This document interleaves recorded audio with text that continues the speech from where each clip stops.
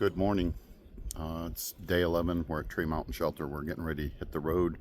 It was a really chilly night last night, plus the wind was blowing. We're going to try to really put some miles on today. We're hoping to get to a campsite just on the other side of Dix Creek Gap, and that'll give us just over 12 miles, so it'll be our first 12-mile day. But that is our push. That's what we're really looking forward to. But as you can see, the sun is up already. We have our packs all packed up. I'm finishing up my breakfast. As soon as I do, we're going to hit the dusty trail and move on. But there's quite a few people still here in the tents. Nana is over there getting her pack ready to go. But pretty much as soon as I finish my breakfast and throw my pack on, we're out of here. But hope everyone's doing all right. Y'all take care. Thanks.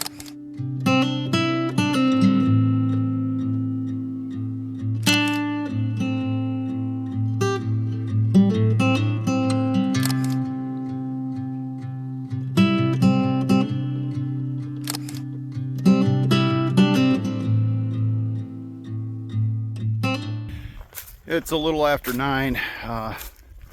Just made a climb up out of Steel Trap Gap. We saw some tenters up there. 3 tenters. Got passed by a couple people. We're climbing up another small little hill here. Hopefully we're not going to have a lot of big climbs today. Steel Trap Gap was pretty hard. But get on in 20s last night, so it was pretty chilly. We slept with our squeeze, Sawyer squeeze that is, and keep them warm so they don't freeze up. If they freeze up, it ruins them. But both of us were pretty cold in the shelter. We tried something new. It worked mostly. It'll work better inside a tent. But we're still pushing on, trying to get to Dix Creek Gap and the tent site just beyond. We'll keep y'all informed. Talk to you later.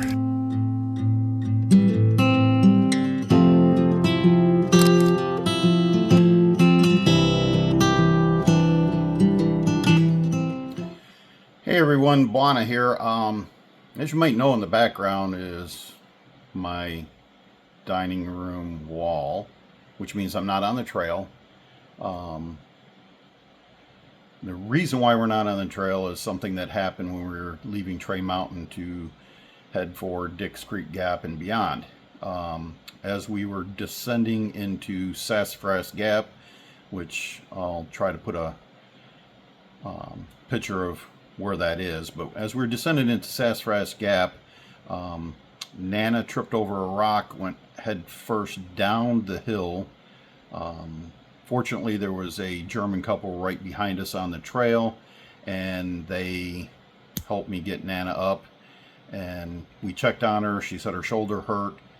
She couldn't lift it above her arm, but she was still ambulatory. She said she banged her head and hurt her hip, so she had 3 different things. So her right shoulder and her left hip, just the way she fell, was hurting pretty bad. The German couple, after we got her up, I told them go ahead and I could get her down to Sassafras Gap. I got her down there.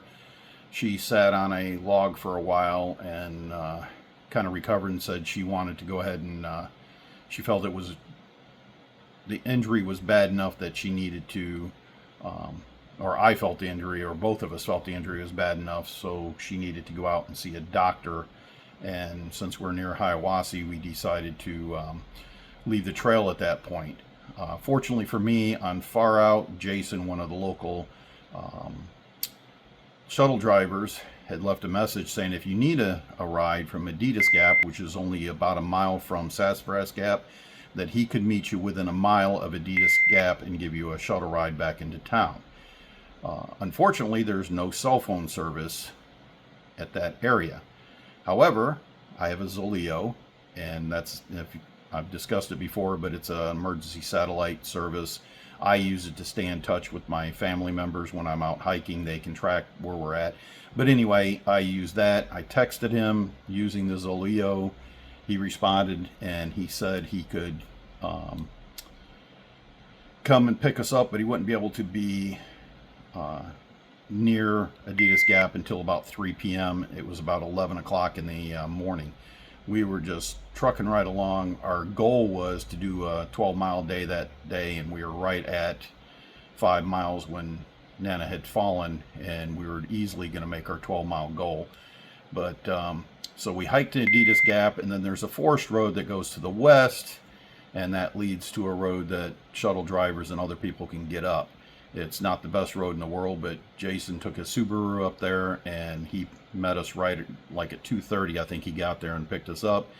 We went straight to the Hiawassee Hospital into the emergency room. Nana got seen by the physician, and he recommended, because of the shoulder injury, he recommended she come off the trail for at least 2 weeks. So we made the decision at that point, there's no point in staying in a hotel for 2 weeks in Hiawassee. We'd just drive back to our house here in Florida, which is what we did.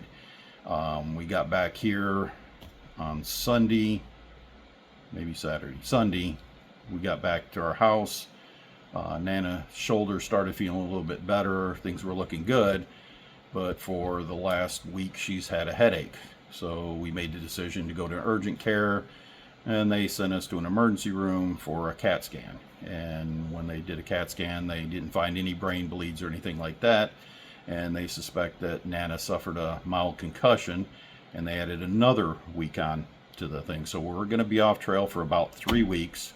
One of the things I wanted to say is we are still planning on getting back on the trail. We're going to change our plans a little bit.